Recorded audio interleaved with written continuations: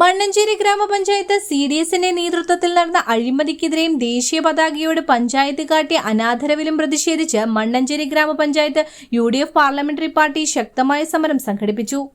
സമരം KPCC vice president AA Shukkur ഉദ്ഘാടനം ചെയ്തു.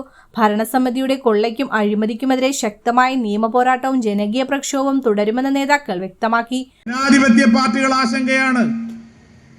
നമുക്കറിയാം, പൗരത്വ രേഖകൾ പരിശോധിച്ച് ഇന്ത്യയിലെ വോട്ടർമാരെ നിശ്ചയിക്കുവാൻ നടത്തിയിട്ടുള്ള നടപടികൾ, അതിലൂടെ ലക്ഷക്കണക്കിന് ആളുകളെ വോട്ടർ പട്ടികയിൽ നിന്ന് വെട്ടിമാറ്റി ബംഗാളിലടക്കം അധികാരം പിടിച്ചെടുക്കുവാൻ നടത്തിയ ശ്രമങ്ങൾ, അധികാരം പിടിച്ചെടുത്തിയത്, അതിനെല്ലാം ധീരമായി പോരാടുന്ന CBIയെ ഉപയോഗിച്ച്, എൻഫോഴ്സ്മെന്റിനെ ഉപയോഗിച്ച്, കേന്ദ്ര അന്വേഷണ ഏജൻസികളെ ഉപയോഗിച്ച് ഭീഷണിപ്പെടുത്തി വരുതിയിലാക്കുവാനൊക്കെ ശ്രമിക്കുമ്പോഴും നെഹ്റു കുടുംബത്തിന്റെ മഹത്തായ പാരമ്പര്യത്തിൽ ഉള്ള രാഹുൽ ഗാന്ധിയെ, സോണിയാഗാന്ധിയെ, പ്രിയങ്ക ഗാന്ധിയെയൊക്കെ മണിക്കൂറുകൾ ചോദ്യം ചെയ്യിച്ചിട്ട് അവരൊന്നും അതിന്റെ മുന്നിൽ പതറാതെ രാജ്യത്തിന്റെ ജനാധിപത്യ മൂല്യങ്ങൾ സംരക്ഷിക്കുവാൻ വേണ്ടിയിട്ടുള്ള ഉജ്ജ്വലമായ പോരാട്ടത്തിലാണ്.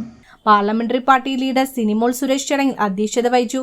മുസ്ലിം ലീഗ് ജില്ലാ president AM Nazeer, Sajeer Aboobacker, JSS Alappuzha ജില്ലാ സെക്രട്ടറി M രാജേഷ് തുടങ്ങി നിരവധി പ്രമുഖ UDF നേതാക്കൾ സമരത്തിൽ പങ്കെടുത്ത് സംസാരിച്ചു. ഒരു തെരഞ്ഞെടുപ്പായിരുന്നു കഴിഞ്ഞ നിയമസഭാ തെരഞ്ഞെടുപ്പ്. അത്രത്തോളം ജനങ്ങൾ മടുത്തു. ഇടതുപക്ഷം 10 കൊല്ലം ഭരിച്ചപ്പോൾ ഉണ്ടായ ഗതികേടിനെ കുറിച്ച് അവർ വേവലാതിപ്പെടുന്നു. സ്വന്തം പാർട്ടിക്കാർ പോലും മറിച്ചോട്ട് ചെയ്യുന്ന സ്ഥിതിയിലേക്ക് വരികയാണ്.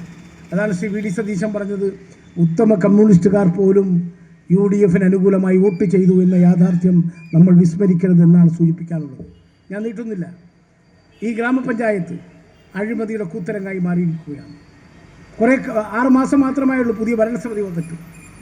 ഇവർ നടത്തിക്കൂട്ടിയ അക്രമങ്ങളും അനീതിയും സ്വജനപക്ഷപാതവും അരക്ഷിതാവസ്ഥയും ഒന്നൊന്നായി കണക്ക് പറയേണ്ടി വരുമെന്ന കാര്യത്തിൽ യാതൊരു സംശയവുമില്ല എന്ന് സൂചിപ്പിക്കാൻ ഞാൻ ആഗ്രഹിക്കുകയാണ്.